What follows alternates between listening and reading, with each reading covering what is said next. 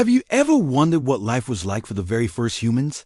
I'm not talking about ancient civilizations with pyramids and empires. I mean way, way back, hundreds of thousands, even millions of years ago. Let's journey back in time to the dawn of humanity. Our story begins in Africa, the cradle of humankind. Imagine vast savannas, dense forests, and unpredictable climates. This was the world of our earliest ancestors like Australopithecus and later Homo habilis, the handy man. They didn't have houses, smartphones, or grocery stores. Their lives were a constant quest for survival. So, what was a typical day like? It revolved around two key things: finding food and avoiding becoming food. Early humans were primarily foragers. They gathered fruits, nuts, roots, and insects. It was a tough way to make a living, and you had to know your environment inside and out. Which plants were edible? Which were poisonous? This knowledge was passed down through generations. They also hunted and scavenged.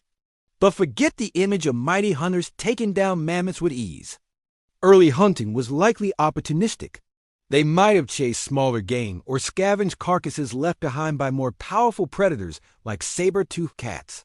Every meal was a hard-won prize. One of the biggest game changers for our ancestors was the discovery and control of fire. This was a monumental leap forward. Fire provided warmth against the cold nights, light in the darkness, and a way to ward off predators. It also transformed their diet. Cooking food made it easier to digest and unlock more nutrients, which might have fueled the growth of our larger brains. Fire also became a social hub, a place for the group to gather, share stories, and strengthen bonds. What about tools? Early humans were incredible innovators.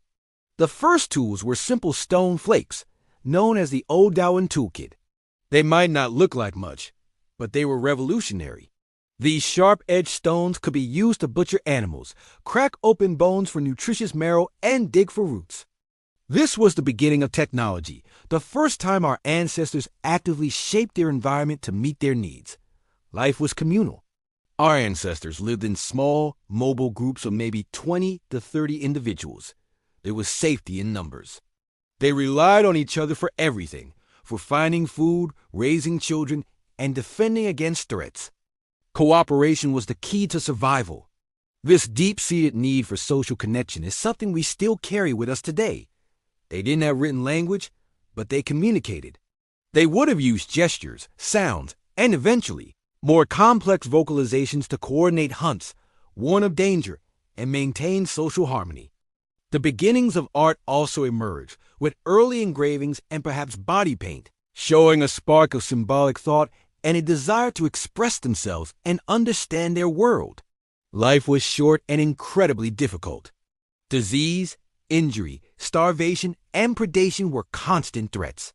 But despite the hardships, our ancestors were resilient, adaptable, and intelligent. They were the pioneers who took the first tentative steps on the long road that led to us.